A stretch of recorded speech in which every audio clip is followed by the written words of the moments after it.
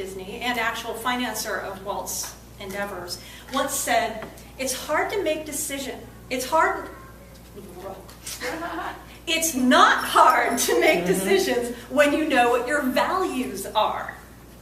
Why do you think he said that? Anyone? Because the values help to guide the behavior. Correct. Values inform our actions. They also inform our goals. Basically, what you value, you create. Mm-hmm. So what are values? Anyone know what a value is? Have a definition in your head? It's what you hold to be very important to yourself. Exactly. They are a set of beliefs and ideas that affect the way we behave, and they're what we hold dear, what we decide are important and worthy, and we want to spend time on. Now, some people get a little confused with values versus ethics and morals. Don't do that. Ethics and morals have an implication of either right or wrong. Values just are. For example, beauty may be a value. Beauty is neither right nor wrong. It just is. In fact, Albert Einstein, you may have heard of him before, famous physicist, he once said that his values were kindness, beauty, and truth. None of those are right or wrong. They just are. Now, because this is a technical club, I went ahead and I looked up some values that technical organizations have. Now, I'm going to list these, and whether you believe the company actually embodies these values or not is not the point. The point is this is what they say they believe in. IBM states their values are dedication to every client's success, innovation that matters for the company and the world, and trust and personal responsibility in all relationships. Now, Microsoft got a little bit longer in their list, and they said they value, and again, it doesn't matter whether you believe this or not, they said they value integrity, honesty, openness, personal excellence, constructive self-criticism, continual self-improvement, and mutual respect. So now I would like us to do a little values exercise. Okay. We're a Toastmasters club. And Toastmasters, clubs in general, and Toastmasters as an organization, has values. Why don't we start naming off some values that Toastmasters clubs have? Openness. Openness? Okay.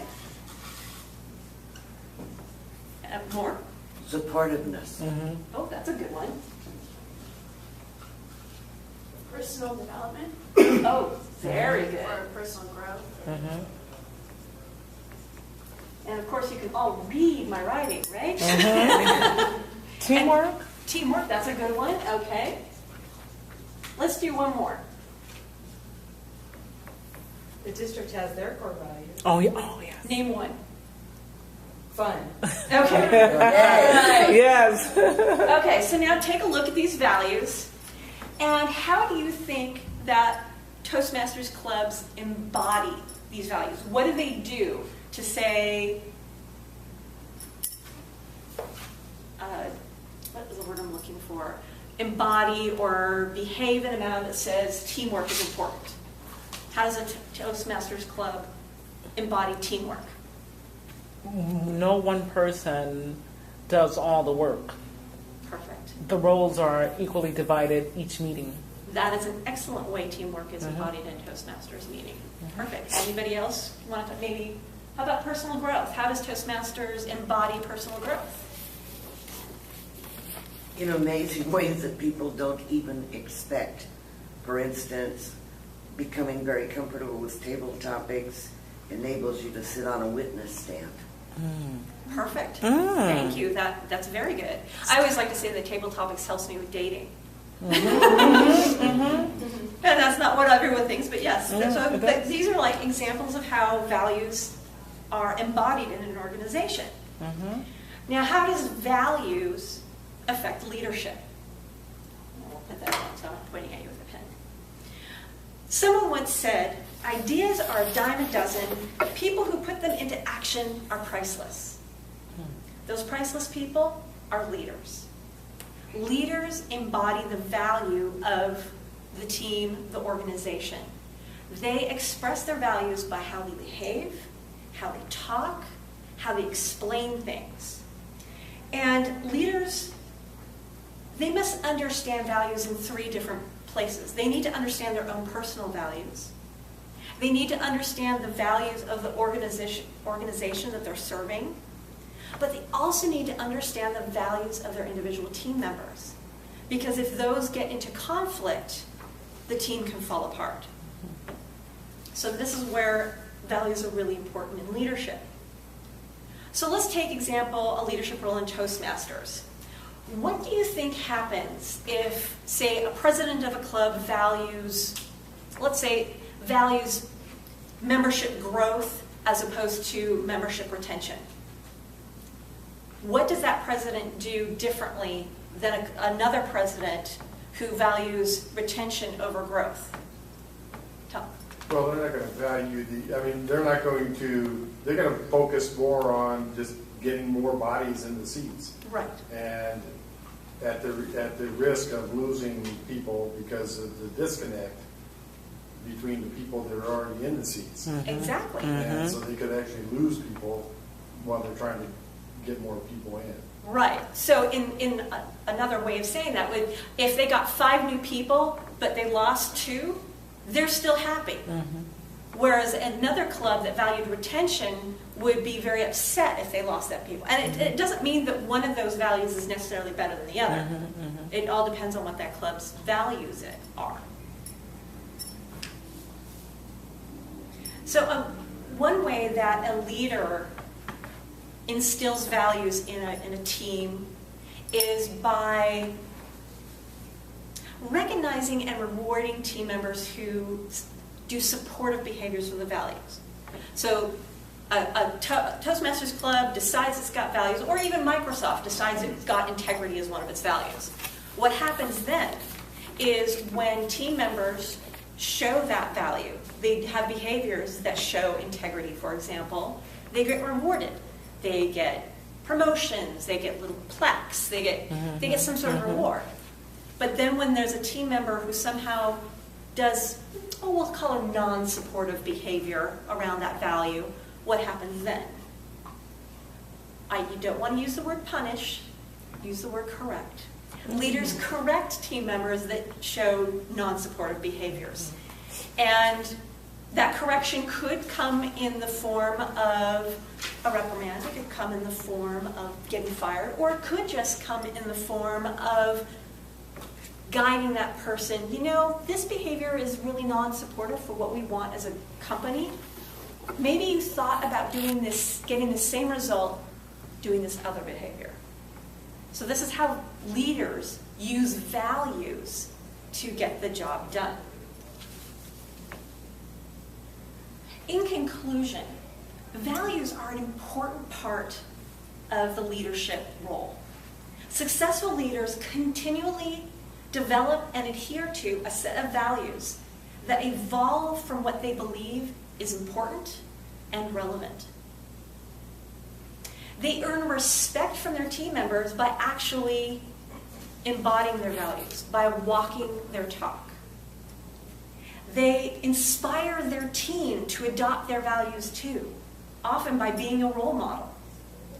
And their values, as well as the values of the organization they serve, becomes a compass guiding them toward their goals. Madam Toastmaster? Woo, good job.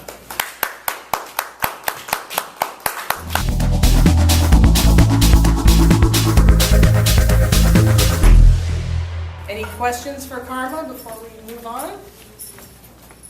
Values and leadership. Patricia? How do you differentiate between the leader with values and the manager with a different set of values, perhaps? Well, a manager is a leader, so it depends on what is the difference that you're making here, the distinction? Oh, you don't see a distinction? That's a whole speech in itself. Well, I mean, leader is sort of a generic term. Managers are leaders. CEOs are leaders. So it depends on, I mean, which leader you're talking about.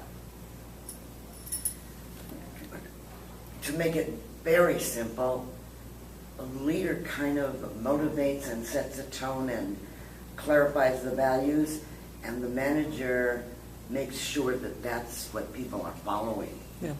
They do the correcting, they Right. do the... Well, in the context of what I was talking about, though, the manager is taking on a leadership role. So it's just a level of leadership.